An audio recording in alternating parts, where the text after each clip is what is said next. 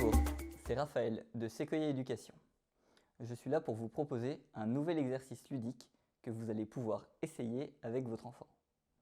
Cet exercice est très simple à mettre en place puisqu'il ne requiert aucun matériel, mais il reste vraiment efficace. Il peut notamment servir pour la préparation à d'autres exercices un peu plus complexes, comme ceux qui travaillent sur la décomposition de mots en syllabes. Et aussi, il aide bien à se concentrer en début de séance. Pour les enfants qui font de la musique, cet exercice sera sans doute un peu trop facile, mais pour beaucoup d'autres, il peut être super utile. Le concept est que vous tapiez des rythmes avec vos mains, puis que l'enfant répète ces rythmes en tapant lui aussi dans ses mains.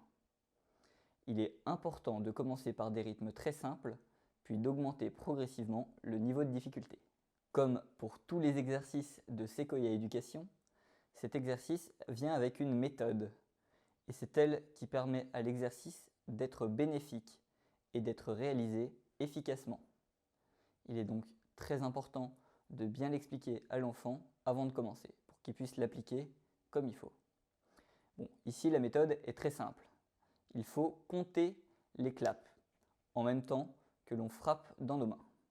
C'est comme ça qu'on pourra bien assimiler et qu'on va pouvoir se concentrer sur l'exercice. Bon, on va prendre un exemple pour un rythme très simple. Par exemple, comme ça.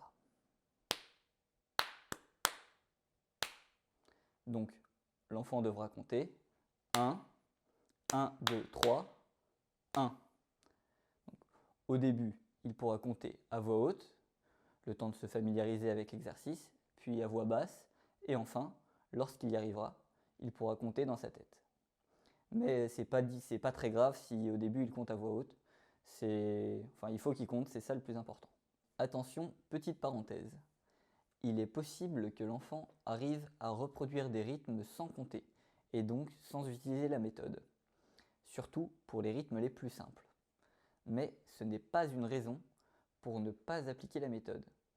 Cet exercice ludique n'est pas seulement un exercice censé travailler la mémoire. Il est surtout important pour apprendre les bases de la subvocalisation, c'est-à-dire le fait de se parler et de s'entendre parler dans sa tête. Bon, bien entendu, il faudra aussi que vous fassiez attention à augmenter le niveau de difficulté progressivement afin d'éviter de mettre votre enfant dans une situation d'échec.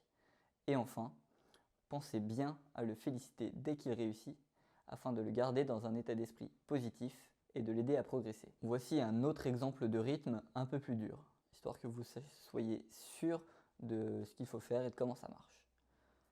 Alors,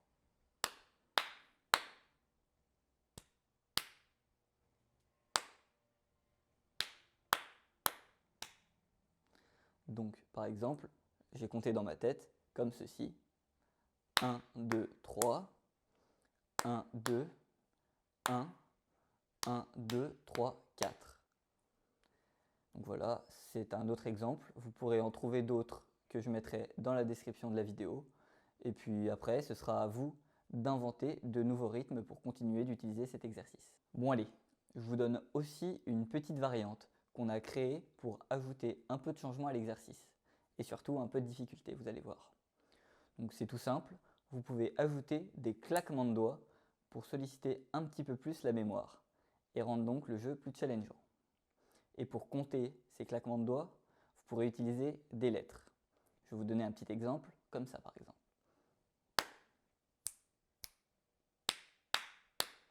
On comptera par exemple comme ça, 1, A, B, 1, 2, 3.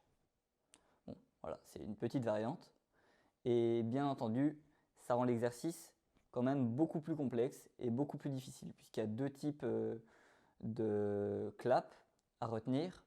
Donc attendez bien plusieurs séances avant de l'essayer et soyez sûr que votre enfant maîtrise l'exercice de base avant d'appliquer cette petite variante.